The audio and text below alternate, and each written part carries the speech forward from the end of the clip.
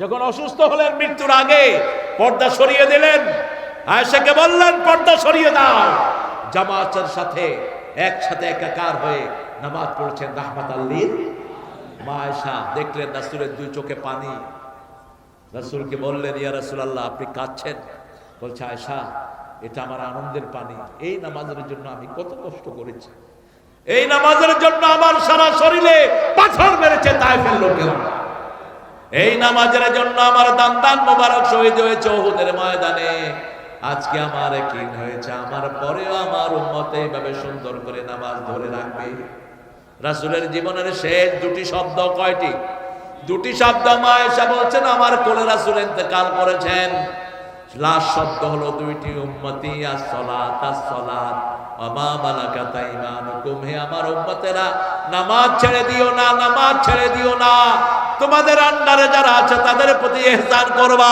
প্রথম ইহসান বিবির প্রতি করবা, তারপরে তোমার ছেলে মেয়ের প্রতি করবা, তোমার কাজের লোকের প্রতি করবা, গার্মেন্টসের শ্রমিকদের প্রতি করবা। যখনই মেহমানকে পাবেন, সর্বশ্রেষ্ঠ ঘরের জিনিসটা তার সামনে দিবেন।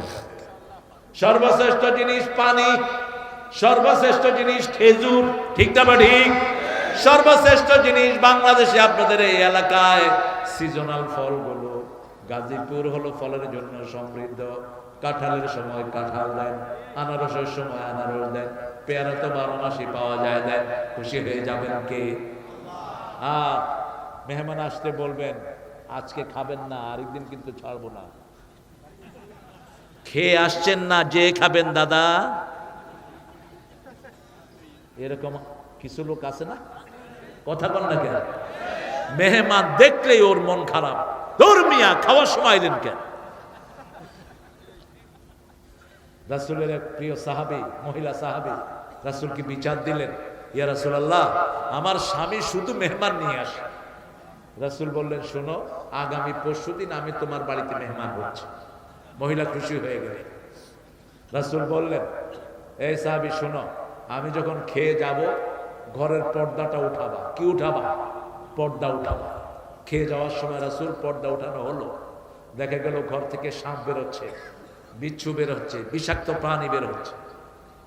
সাহাবী রাসূলের কাছে গেলেন আর বললেন, রাসূল জিজ্ঞেস করলেন, কিছু দেখেছো নাকি? হ্যাঁ দেখেছি। কি? ইয়া রাসূলুল্লাহ, আপনি যখন খেয়ে বের হচ্ছেন, আমার ঘর থেকে বিষাক্ত প্রাণী বের হচ্ছে। রাসূল বললেন, শুনো, কোন মেহমান যখন আসে, ঘরের বিপদ আল্লাহ দূর করে দেয়। কখনো মেহমান আসতে মুখ কালা করবা না। মেহমান যদি কাফের হয়, মুখ খারাপ করবা না। রাসূলের ঘরে এসেছেন কাফের, 60টা ছাগলের দুধ খাওয়ালো কাফেরকে। কাফের পড়ছে লা ইলাহা ইল্লাল্লাহ সাল্লাল্লাহু। কিছুদিন পরে ওই মুসলমান আবার আসেন, এক ছাগলের দুধ দিলেন, তিনি খেতে পারলেন না। রাসূল বললেন, কাফের খায় 7 পেটে, মুমিন খায় 1 পেটে। তাহলে প্রথম হলো ইমামুন আদেল, 2 নাম্বার আমার যৌবন আমি আল্লাহর রাস্তায় কাটাবো, 3 নাম্বার মনটা লগে থাকবে কিসের সাথে? আরো জোরে বলেন। মসজিদ আছে যেখানে নামাজ পড়বো। কখনো ঘরে নামাজ পড়বেন না। 1 ওয়াক্ত নামাজ সারা জীবনে রাসূল জামাত ছাড়া পড়েননি, 1 ওয়াক্ত, নট এ সিঙ্গেল ওয়ার্ড। নিষেধ। যেগুলো চিল্লাইছে এখন একটাও মজারে নাই।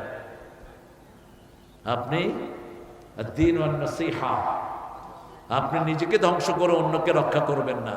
লা তালকু আইদিয়াকুম ইলা তাহলুকা ওয়াহসিনু ইন্নাল্লাহা ইউহিব্বুল মুহসিনিন। আপনি নিজেকে সংযত করবেন। রাসূল সাল্লাল্লাহু আলাইহি সাল্লামের কণ্ঠ শুনতো সারা রাত দাঁড়িয়ে মক্কার কাফেররা। কি মধুর তেলাওয়াত তিনি করতেন। যেই আবু জেহেল তাকে মারার জন্য ষড়যন্ত্র করত, সেই আবু জেহেল, উতবা সাহেবা সারা রাত দাঁড়িয়ে রাসূলের তেলাওয়াত শুনতো। কি অসাধারণ তেলাওয়াত করতেন রাহমাতাল লিল আলামিন। মসজিদের সাথে হৃদয় ঝুলিয়ে রাখবো। মন খারাপ হলো যাব কোথায়? মসজিদে। কেন মসজিদে যাব? আল্লাহ বলছেন সূরা আলে ইমরান 95, ইন্না আউওয়ালা বাইতিন বুদিআ লিন-নাসি লাল্লাযী বিবাক্কাতা মুবারাকান ওয়া হুদাল লিল আলামিন। এই দুনিয়ার প্রথম ঘর বরকত দিয়ে মক্কায় বানিয়ে দিয়েছেন কে? ওটাকে হেদায়েতের মার্কাজ করেছেন কে?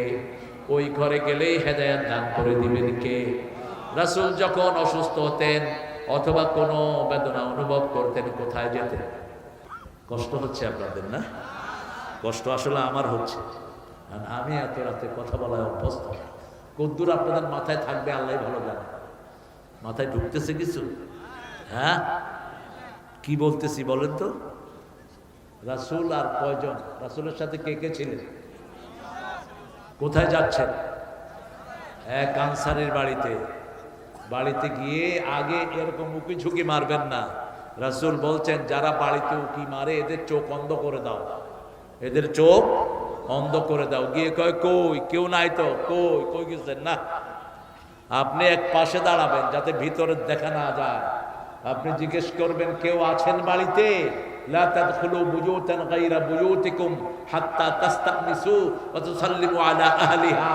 নিজের ঘর হোক অন্যের ঘর হোক, আগে অনুমতি নিবা, তারপরে সালাম দিবা, তারপরে ঘরে ঢুকবা। সাহাবায়ে কেরাম বলেন আমার মায়ের ঘরে ঢুকতে কি অনুমতি লাগবে নাকি?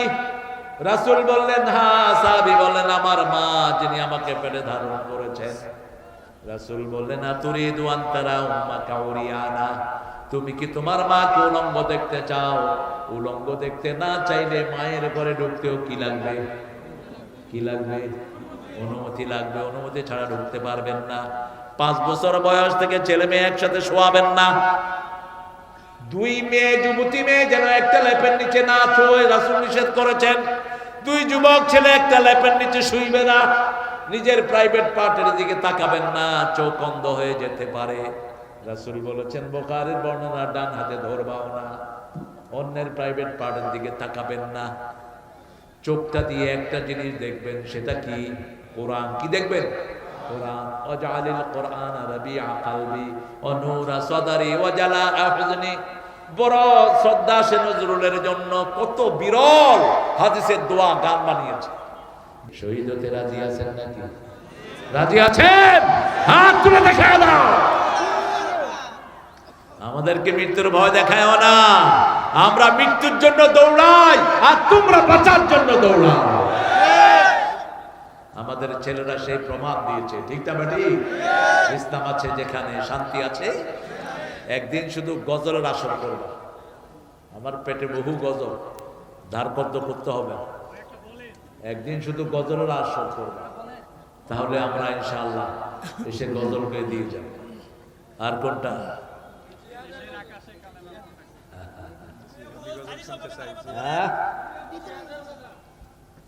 এটা তো বলেছি বাবা। সাইদি সাহেবকে নিয়ে কি বলতাম? কোন শক্তি শুধু হুজুরদের 12টা বাজাও না। হুজুর এক একটা চিল্লাইতে চিল্লাইতে চিত হয়ে পড়ে। এরপরে কয়দিন পরে আর গলা দিয়ে আওয়াজই বেরো। এরকম চিল্লানো নিষেধ। ভালো মানুষ, সোজা মানুষ। গার্মেন্টসের শ্রমিকদেরকে বিভিন্ন ভাবে অত্যাচার করে কিন্তু ঠিক মতো বেতন দেয় না, এরকম ডাকাইতে আছে না নাই? কথা কন না কেন? রাসূল বলছেন 3 জনের বিরুদ্ধে আল্লাহ বাদী হবেন। কে বাদী?